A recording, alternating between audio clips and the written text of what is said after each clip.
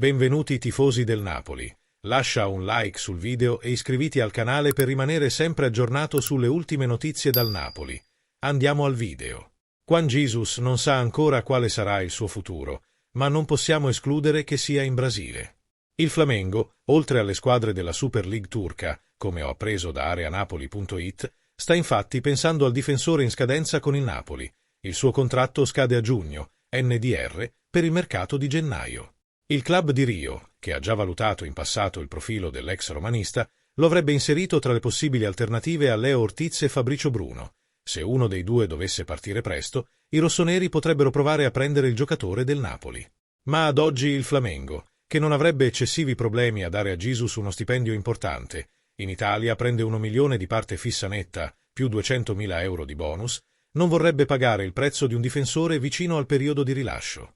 Bisogna capire cosa ne pensa il club partenopeo. Difficilmente vorrà rinnovare con il sudamericano e, se riuscissero a trovare un acquirente serio e pronto a ingaggiarlo a stagione in corso, si libererebbe un posto. Per un under della classifica Serie A, che potrebbe occuparsi dell'acquisto di un nuovo difensore sul mercato, magari con la formula del prestito, visto che la permanenza di Nathan al Betis non sembra scontata.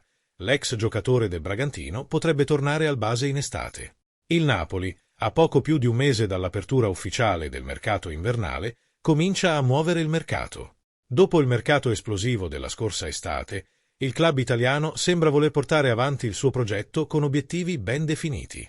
Tanto che si vocifera che Antonio Conte e il DS Giovanni Manna siano intervenuti.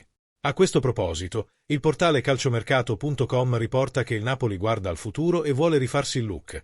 Raspadori e Simeone non hanno convinto del tutto Conte in questa prima parte di stagione e potrebbero salutarsi a giugno. Ecco perché potrebbero esserci delle novità interessanti e lungimiranti in arrivo dal reparto offensivo.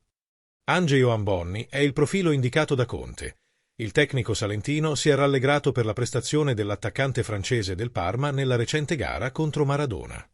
Per il club emiliano classe 2003 non è cedibile a gennaio e ogni discussione quindi dovrà essere rinviata a giugno.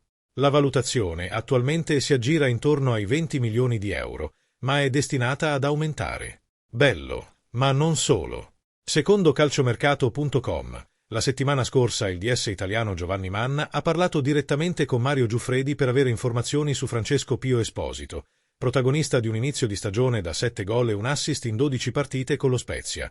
Nato a Castellammare di Stabia, il talento dell'Inter gradirebbe un trasferimento al Napoli.